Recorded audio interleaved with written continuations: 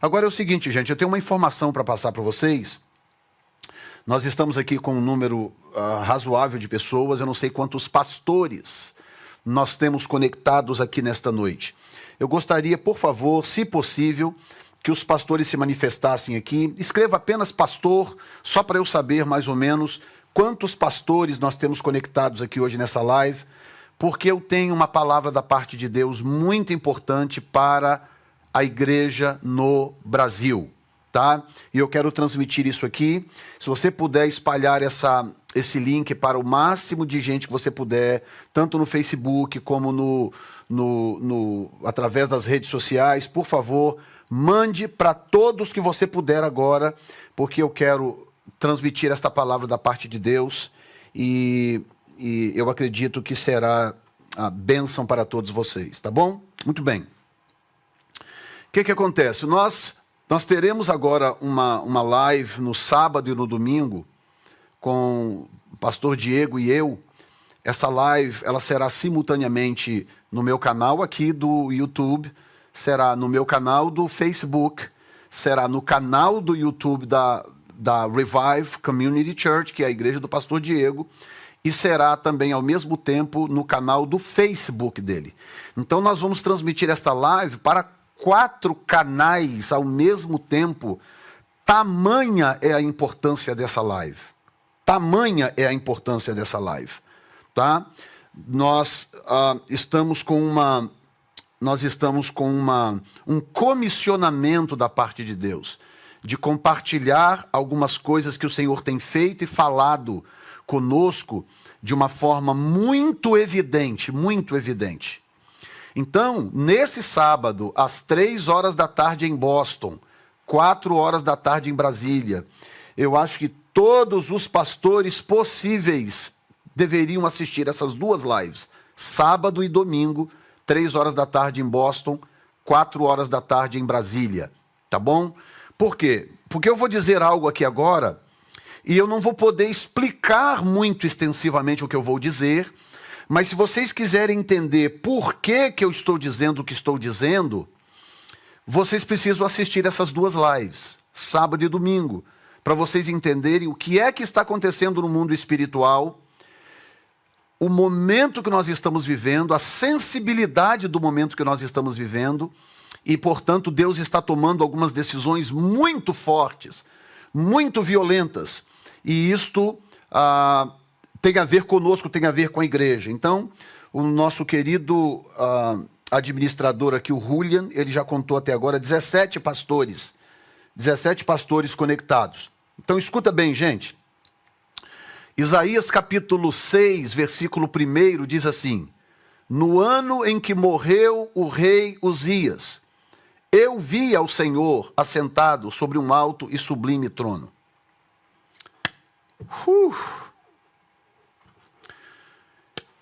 Madrugada passada, sem cessa agora a outra passada, eu tenho o meu local de oração, meu quarto de oração, e de vez em quando eu me recluso neste quarto, claro, com o reconhecimento da minha esposa, a gente se separa de quartos e eu me recluso nesse quarto para buscar a Deus, para a oração e buscar ao Senhor. E há 2 dias atrás foi uma dessas noites que eu passei nesse local em oração, e então o Senhor me deu uma visão com o Brasil, que eu quero que o Brasil saiba desta visão. Nós estamos vivendo um momento, para vocês poderem entender, que tem a ver com o cumprimento de uma profecia de 100 anos atrás. Há 100 anos atrás, Deus usou o protagonista do avivamento da Rua Azusa e mais 2 personagens. O primeiro superintendente das Assembleias de Deus dos Estados Unidos, lá em 1913, e uma mulher chamada Maria Woodworth. Deus usou essas 3 pessoas sem que um soubesse do outro para entregarem a mesma profecia.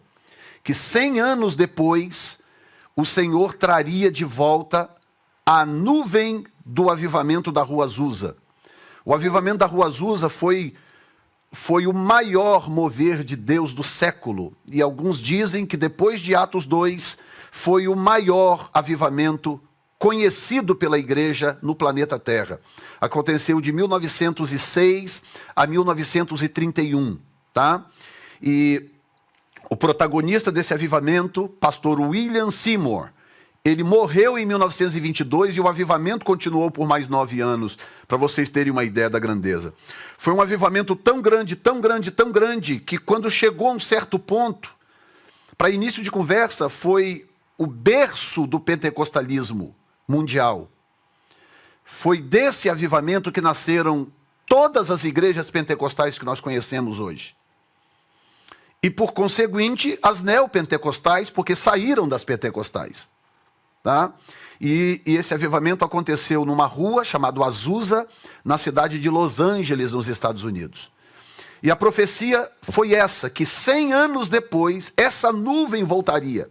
A nuvem da glória de Deus voltaria, num mover, num avivamento ainda maior, porque seria mundial.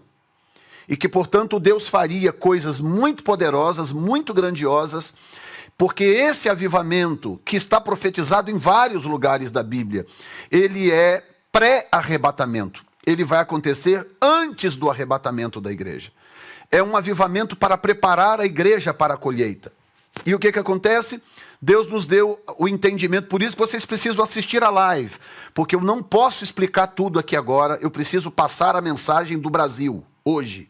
Então eu não posso explicar tudo, mas Deus nos deu o entendimento de que essa nuvem da glória de Deus foi liberada sobre os Estados Unidos da América no dia 9 de abril de 2020. Dia 9 de abril de 2020 foi a data que Deus escolheu para liberar o pulso da glória que vai redundar nesse grande avivamento. Por que Deus liberou primeiro nos Estados Unidos da América? Primeiro, porque foi aqui que aconteceu o maior avivamento da história. E número 2, porque esta foi a nação que mais abençoou Israel ao longo da história. Então Deus não começaria em outro lugar, senão aqui nos Estados Unidos da América. E, portanto, Deus deu o pontapé no dia 9 de abril de 2020. E dessa data para frente, vocês vão ouvir falar de muita coisa que Deus está fazendo aqui nos Estados Unidos da América, inclusive no Ministério New Time, inclusive no Ministério Revive. Deus está fazendo coisas grandiosas, sinais já começaram a acontecer, curas e libertações. Estamos recebendo, para você ter uma ideia, a igreja em quarentena está experimentando curas e libertações e crescimento em plena quarentena. A presença de Deus está invadindo as casas, inundando os lares e fazendo coisas tremendas que nós não imaginávamos que sequer era possível acontecer em quarentena. Ok? Muito bem. Uma vez dito isso, o que acontece? Nesse dia de oração eu tive uma visão. Deus me deu uma visão com o Brasil. Deus me mostrou uma nuvem que se movia em direção ao Brasil. Era um mapa e aquela nuvem se movia em direção ao Brasil. E o Senhor falou comigo assim: a nuvem da glória está indo em direção ao Brasil. O sinal, aqui é que vem, gente, que é muito importante, que eu preciso falar em código. Eu não posso dizer certas coisas, mas eu tenho que dizer. Nessa visão, Deus me mostrou uma pessoa, um personagem conhecido no Brasil, que o Senhor vai levar. É uma pessoa muito conhecida no Brasil, de projeção internacional, que o Senhor vai levar. Essa pessoa vai partir para o Senhor, vai partir para a eternidade. Se é para o Senhor ou não, aí já não, né, eu não tenho como saber. Aí o que acontece? Por que eu li para você esse texto? Porque quando Deus me deu aquela visão e me disse o que eu vou dizer agora, eu perguntei para o Senhor assim: Senhor, mas o que tem a ver essa pessoa, a morte dessa pessoa, com a manifestação da glória? Aí Deus falou comigo assim: você lembra que na palavra há muitos casos em que a morte de pessoas referenciais, elas estavam de alguma forma, elas foram usadas, melhor dizendo, como referência para algo que eu queria fazer. Aí ele me trouxe para o texto que eu acabei de ler. No ano em que morreu o rei Uzias, eu vi o Senhor. Então a morte do rei Uzias foi uma espécie de referência para Isaías, para a abertura dos céus. Uzias morreu, naquele mesmo ano, os céus se abriram sobre a cabeça de Isaías e nasceu, né, de forma mais contundente o ministério do profeta Isaías. Quando morreu Moisés, o Senhor se revelou a Josué. Quando Elias foi tirado, o Senhor se revelou a Eliseu. E eu poderia ir citando aqui casos e casos, onde a morte de uma determinada pessoa serve como uma espécie de parâmetro para Deus se revelar. Não é que a revelação dele está conectada àquela pessoa, mas ele usa principalmente pessoas de nome, de renome, ele usa pessoas assim como referência para que a igreja se localize. Então ele falou comigo assim, ele me mostrou aquela pessoa, o funeral daquela pessoa, e ele falou comigo, diga para a igreja que quando esta pessoa, eu não vou dizer o nome por uma questão de ética, né? Eu não posso aqui anunciar a morte de uma pessoa que ainda está viva. Mas escute bem o que eu vou dizer. Quando esta pessoa partir, vai ser tão óbvio que vocês saberão. Esta é a pessoa que o pastor Jefferson falou. Porque ela é uma pessoa de uma projeção. Aí Deus falou comigo o seguinte. Eu perguntei, Senhor, por que o Senhor vai esperar a morte desta pessoa para liberar a glória do avivamento no Brasil? Ele falou, porque quando eu levar esta pessoa, os olhos do mundo inteiro se voltarão para o Brasil. Toda a imprensa escrita, toda a imprensa de televisão, de rádio, todos os olhos do mundo se voltarão para o Brasil. E eu vou usar esse cenário para liberar a glória sobre o Brasil. Então eu estou aqui com um peso de alma, com um peso de responsabilidade, porque eu cheguei a perguntar ao Senhor, Senhor, realmente eu preciso dizer isto? E foi tão terrível a resposta do Senhor, que eu não me atreveria a não dizer. O Senhor falou comigo assim, se você não tiver coragem, eu levanto outra pessoa. Eu falei, não, Senhor, eu tenho coragem, eu tenho coragem. Então ele falou comigo, então diga, porque é assim que será. Portanto, pastores queridos, ouçam a minha palavra nesta noite. Aquilo que nós estamos orando e clamando a Deus por anos, está chegando. Aquilo que nós por décadas, chorando, clamando a Deus, pedindo a Deus para trazer o seu Espírito, soprar o seu Espírito sobre a igreja. Esse tempo chegou. Esse tempo chegou. Deus escolhe métodos diferentes para cada nação. Deus não quer que a igreja no Brasil perca o tempo da visitação. Por isso, por amor, o Senhor está usando esse acontecimento como um sinal. Porque Ele falou comigo assim, a igreja no Brasil está tão dividida, há líderes tão fora do meu propósito, que se eu não der um sinal, a nuvem vai passar e vai embora, ninguém verá, poucos verão, ele diz. Mas eu preciso alcançar o Brasil, diz o Senhor, porque eu tenho promessas muito grandes sobre o Brasil. Portanto, a única forma de eu não deixar a igreja perder o momento da manifestação da glória é dando um sinal claro de que chegou o tempo da liberação da glória. Portanto, não vai demorar muito tempo. O Senhor não me deu o dia, não me disse quanto tempo, mas eu sei no meu espírito que não vai demorar muito. Quando você vê os canais de televisão em choque, quando você vê a imprensa mundial falando da mesma coisa, esse é o sinal de Deus, de que chegou o tempo do Brasil. E Deus vai derramar o seu Espírito sobre o Brasil, de uma forma tão poderosa. E Ele me falou algo também. Ele disse para mim, eu estou começando o meu mover aqui nos Estados Unidos. O meu mover aqui será muito poderoso. Ele disse, mas vai chegar a um ponto em que o avivamento no Brasil será maior do que o avivamento nos Estados Unidos. Aqui vai começar primeiro, já começou na verdade. Mas ele diz, vai chegar a um ponto que no Brasil a coisa vai ser muito maior. Porque a onda de salvação no Brasil vai ser uma coisa avassaladora. Avassaladora. A sociedade brasileira vai mudar em poucos anos. Poucos anos.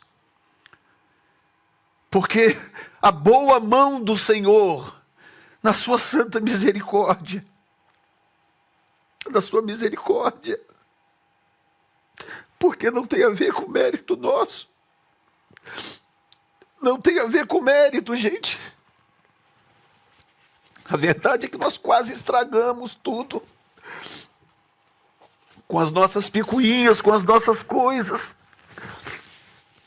Líderes desonestos, pastores desunidos. Nós quase estragamos tudo, mas o Senhor é tão misericordioso que Ele não permite que isso aconteça. Não permitiu que isso acontecesse, que nós estragássemos as coisas. E Ele decidiu que Ele vai realmente fazer o que Ele prometeu fazer. Por que é importante os pastores, os líderes do Brasil saberem desta palavra? Que vai se cumprir. Nem todos sabem o quão sério eu sou como profeta de Deus. Outros sabem, nem todos sabem. Não tem problema, espere e verás. Por que é importante? Porque quando acontecer o que eu estou profetizando, que esta figura partir,